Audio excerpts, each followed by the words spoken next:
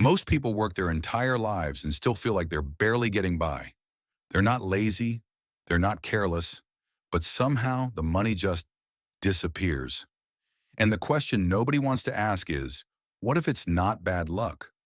What if there are specific patterns that keep ordinary people stuck in the same financial position year after year? Hey, I'm Evan. I'm not a financial advisor, and I'm definitely not rich. I'm just someone who spent years wondering why my paycheck felt like water slipping through my fingers. I had a decent job, I wasn't buying luxury cars or taking fancy vacations, but I was always broke. So I started paying attention to what was actually happening with my money and with other people's money too. And I realized something. Being broke isn't always about how much you make. It's about a handful of quiet mistakes that almost everyone makes without realizing it. That's what I want to talk about today. Here's the first thing I noticed. Most people don't plan their spending. They just spend. You get paid, you pay your rent, you buy groceries, you grab coffee a few times, maybe order food when you're too tired to cook. None of it feels excessive. But here's what happens. You're reacting to life instead of directing it. Let me give you an example. Evan, well, me a few years ago, would get his paycheck on Friday. By Sunday, I'd already spent money on 3 different things I hadn't planned for. A friend wanted to meet up. I needed new headphones because mine broke. I saw a shirt on sale. Each decision made sense in the moment, but together they meant my money was gone before I even thought about what I actually needed it for. The problem isn't the coffee or the shirt. The problem is that spending happens first and planning happens never. So you end up with a closet full of stuff and a bank account that's always close to empty. Here's the second pattern, and it's one that surprises people. When you start making more money, you don't automatically start saving more. You start spending more.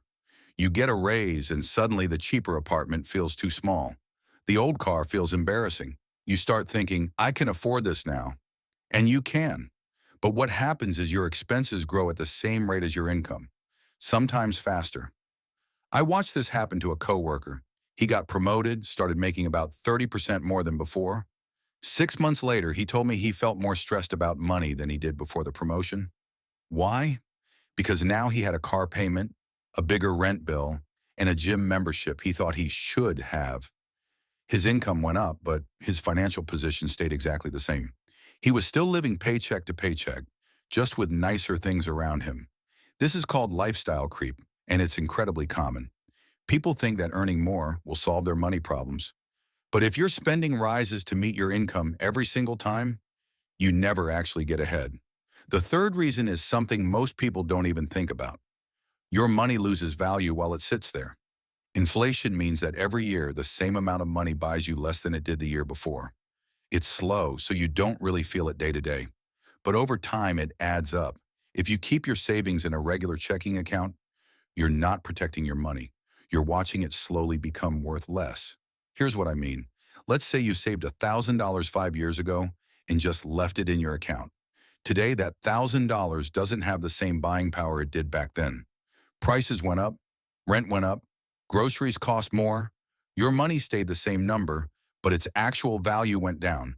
And most people don't do anything about this because they think saving money means putting it somewhere safe and forgetting about it. But safe doesn't mean it's growing. It just means it's sitting still while everything around it gets more expensive. Here's the fourth thing. A lot of people are afraid of investing, so they just don't. And I get it. Investing sounds complicated. It sounds risky. It sounds like something other people do, people who understand the stock market or have extra money lying around. But here's the truth.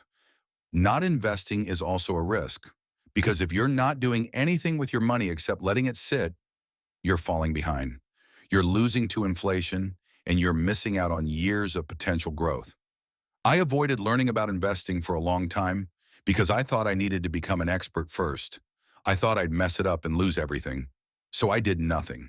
And doing nothing meant my money just stayed flat while other people's money was working for them. The fear makes sense. But the cost of that fear is huge because every year you wait is a year you can't get back. The earlier you start, even with small amounts, the more time your money has to grow. But most people wait until they feel ready, and that day never comes. The fifth pattern is about time. Most people think about money in terms of right now. this week, this month, maybe this year. But they don't think about where they'll be in 10 years or 20. When you only think short term, your decisions reflect that. You spend money on things that feel good today because tomorrow feels far away. You don't save because retirement feels like someone else's problem. You don't invest because the results aren't immediate. But here's the thing, time is the most powerful tool you have when it comes to money. The decisions you make now, even small ones, compound over the years. Saving $50 a month doesn't sound like much, but if you do it consistently, and if that money grows even a little, it becomes significant over time. I used to think that because I didn't have thousands of dollars to invest, there was no point in starting. But that was backwards. Starting small is how you build something large. The problem is that most people are waiting for the perfect moment, the big windfall, the time when everything finally lines up. And while they wait, years pass. The sixth reason is simple but incredibly common. People don't have a plan for their income. They know how much they make, but they don't decide in advance where it's going to go.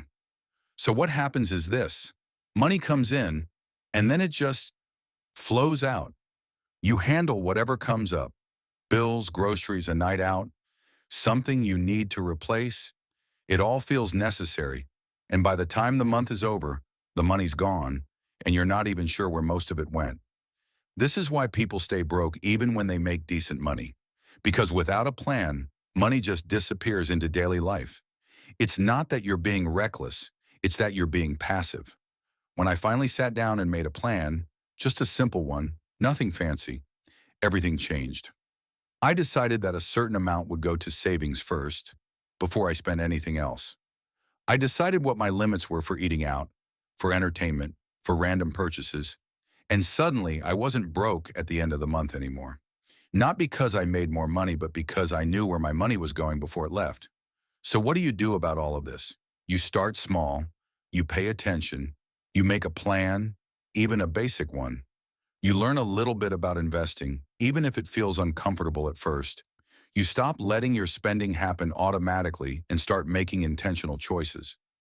None of this will make you rich overnight, but that's not the point.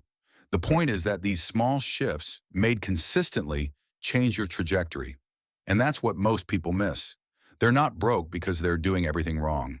They're broke because they're repeating the same patterns without realizing it. You can break the pattern, it just takes awareness and then action.